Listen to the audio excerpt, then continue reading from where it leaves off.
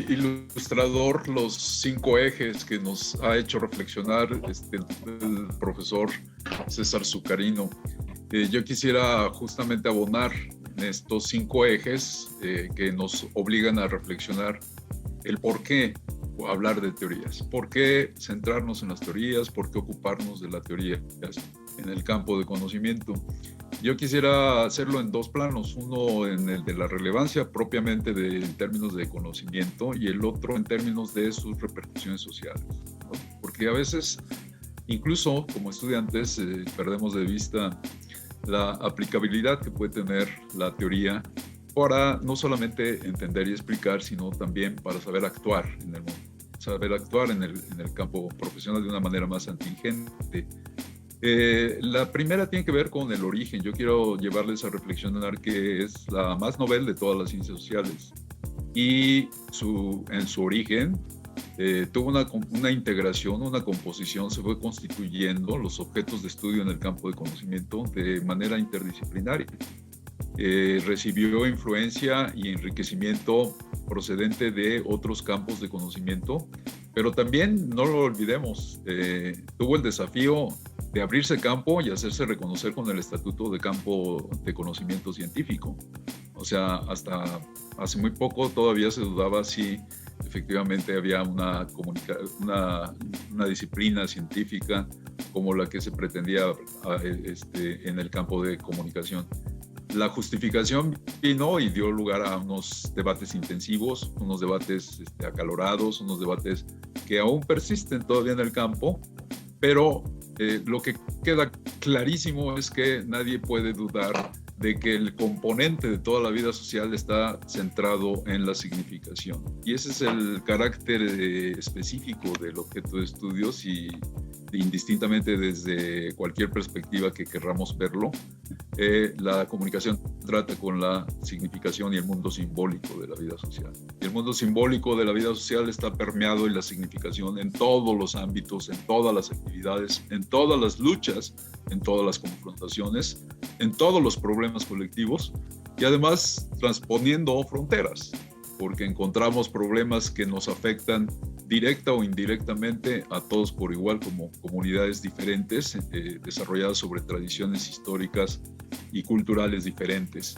De manera que tratamos con un elemento además que es constitutivo de la vida social misma. Y por ello, varios estudiosos de teorías en estos debates acerca de cuál es el objeto, los objetos de estudio de este campo de conocimiento, contribuyeron en términos de esclarecer que se trata de, como ninguna otra ciencia social, una ciencia social práctica, cuya teoría versa sobre los discursos prácticos todavía de todos los agentes, clases sociales, de todas las instituciones y organizaciones que conforman la sociedad, de todos sus movimientos y sus luchas, porque todas las personas nos las vemos consciente o inconscientemente con la comunicación. Trabajamos sobre ella, somos competentes para desarrollarla, pero todo el tiempo estamos teniéndola a la mano en vista de los distintos objetivos con que realizamos nuestra vida cotidiana. Al momento de tratar de entendernos, entender el otro, incluso de develar o descubrir para sí mismo y para otros las expectativas que tienen acerca de cuáles son los comportamientos esperados, los comportamientos deseados, aquellos que nos permitirían, por ejemplo, conciliar, negociar significado que hace posible nuestra competencia y nuestro actuar y muchas de nuestras decisiones en la vida cotidiana. A partir de la comunicación se forman relaciones, pero también se establece conocimiento de personas desconocidas. A partir de la comunicación se conoce lo que sucede en otros lugares del mundo sin que necesariamente sea un objeto, un acontecimiento, un devenir social que nos resulte del todo ajeno. Y una tercera razón tiene que ver con el desarrollo precisamente histórico que ha tenido la comunicación y cómo se ha transformado en términos de las propias prácticas, no solamente del componente tecnológico, el de las fuerzas materiales de desarrollo técnico y tecnológico que nos han permitido ahora derribar en el siglo XXI una sociedad inimaginable todavía, incluso en el siglo pasado, en donde podemos establecer la posibilidad incluso de intervenir, de generar mensajes Y muchas gentes tienen las herramientas y la accesibilidad para poder no solo descubrir qué es lo que piensan otros, qué es lo que hacen otros, qué es lo que nos une y qué es lo que nos divide, sino también la manera en que podemos contribuir y hacernos oír. Y ahí entro a la parte de la dimensión social propiamente de la relevancia de estudiar teoría. De la teoría estamos desafiando ahora, estamos requiriendo ahora guías, pautas, para poder repensar buena parte de nuestras realidades cotidianas, que nada tienen que ver con lo que ocurría todavía en la primera mitad del siglo XX y buena parte de ese siglo, de la segunda mitad de ese siglo, que tiene que ver con un mundo interconectado,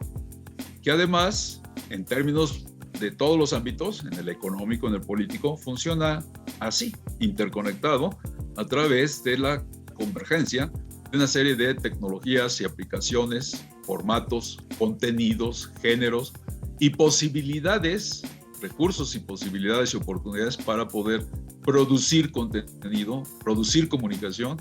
y además establecer maneras alternativas a las formas dominantes o hegemónicas de comunicar. Desde centros de poder, que son multiplicados, y además acceder a esa diversidad social que caracteriza el siglo XXI y a ese pluralismo político. La comunicación entonces entraña el reto de demandarle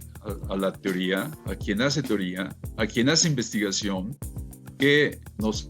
permita explicar y comprender de mejor manera este mundo en donde han proliferado las identidades particulares, las causas muy particulares también,